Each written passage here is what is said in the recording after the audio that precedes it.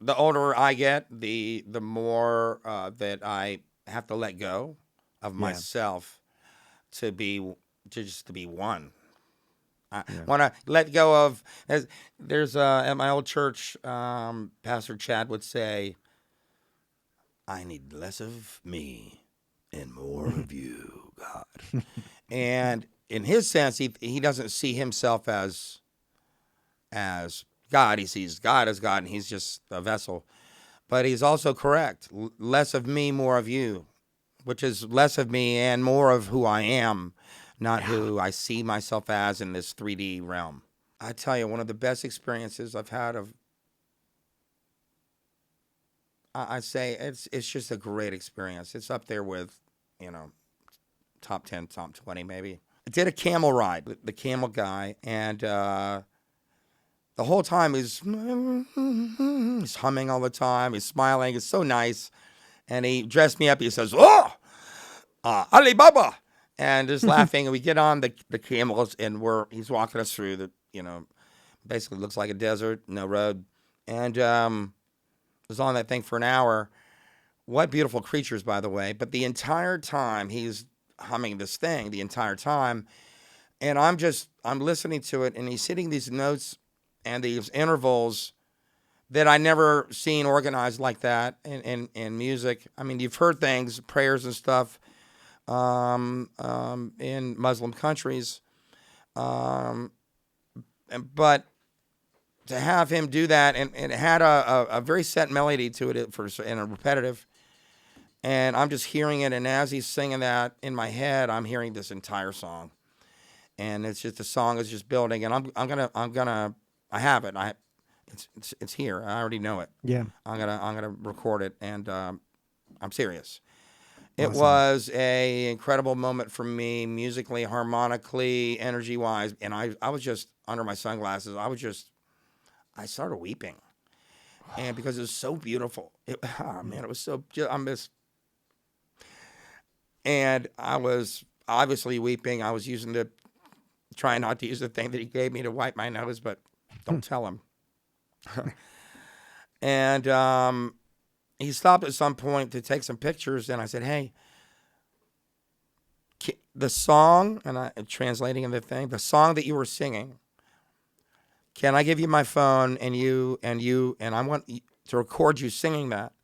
So he gets the phone. He steps back, and the two camels tethered together, walking, and behind us is the sunset. Wow. I didn't realize what it was going to look like. I wasn't even thinking about it. I was just thinking, I can't wait. And he's back a distance, and there's the two camels in the frame with the sunset, and he sings this song. And holy shit, it's I'm making us I'm going to basically I'm going to plagiarize, and you should ask him if it was copyrighted. No, it just spawned ideas. That's for me. That's sometimes the trouble with Yeah. listening to too much music is that I don't want to wake up one morning and say I got a song idea and it's copying It's something else. Every nah. song is basically Everything is remixed, man. everything's got a remix, but not Yeah. this. For me, I'd never heard anything like it. Yeah. So I'll send it to you so you could use a little clip, and it was Please. fucking amazing. It's awesome. Yeah, check this out. The second verse that my daughter Alexandra sings. She's a recording artist as well, but it's her verse says, "Ain't got no ticket for the ride. Conductor's got me trapped inside." And that is a metaphor that sometimes in life, like it or not, you get caught up in a situation that you're not even supposed to be there. I ain't got a Mhm. ticket, but I can't get out of it, right? Yeah. And then the lyric says, "Losing as we race against the time."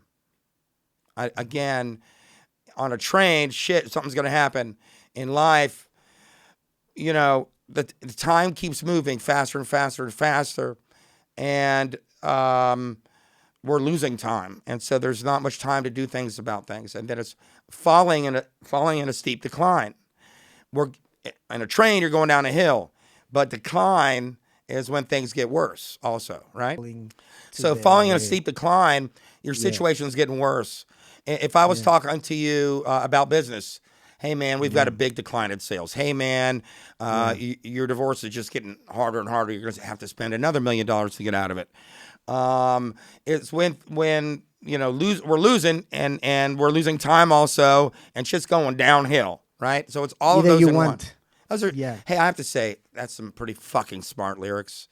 So good. I didn't invent the art of lyrics. I just started telling my story of life, and that's when it all started working. It started out as a rock song, more or less, with a kind of a modern rock thing. When I work on songs, when I'm working on finalizing a song, I'll put in many hours. Sometimes it'll be a whole week of just trying to finish stuff up. Or some songs I start, and then something else that I want to work on comes up, or a new song. And so it started out as a rock song. One day I woke up, and as soon as I woke up, I put my feet on the side of the bed on the floor, and I heard this. I was in my head, because when I work on a song, they get stuck in my head, and because I'm working on it so much, I can't think about anything else with the song. I'm totally consumed by the song I'm working on, and not until I finish it and then live with it for another number of days and then move on to something else that I could get it to fuck around in my head. So that was the case with this. And I woke up one morning, and I was thinking, I don't know where I'm going to be, the rhythm in the wind. All of a sudden to myself, I was going, I don't know where I'm going, based on the race where the wind is blowing.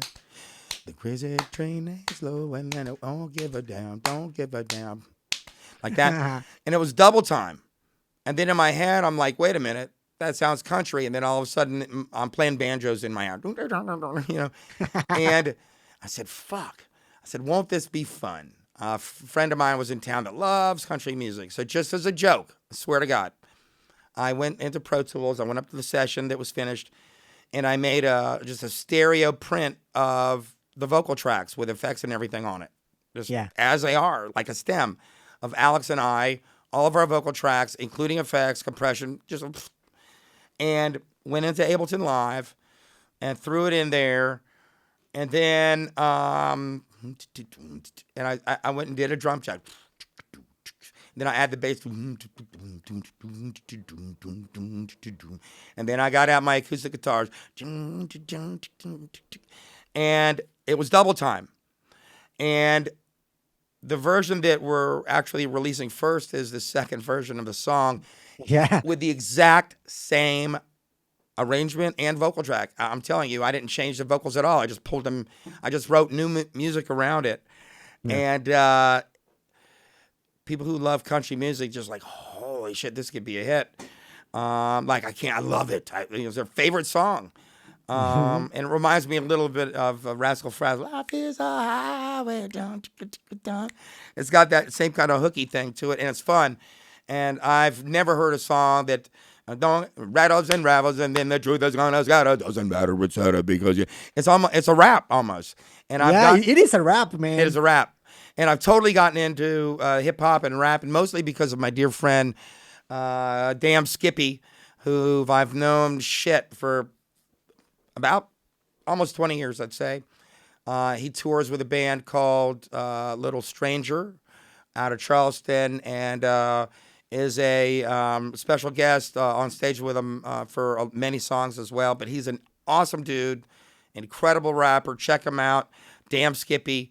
Holy fuck, I love this guy. So anyway, just listening to his stuff more and more and more, and because I always said I can't rap. I just can't. For some reason, I can't get it out of my mouth. So one day I actually did an experimental song that was rapping. I still couldn't do it worth a shit. So I went into Ableton Live. I slowed down Ableton Live, recorded the vocal slow or the rap slow, then put it back to the speed so I could even do it that fast. But the weird thing is, I traveled around in my car with that song for some weeks, and I would just rap to it, and all of a sudden I could fucking do it.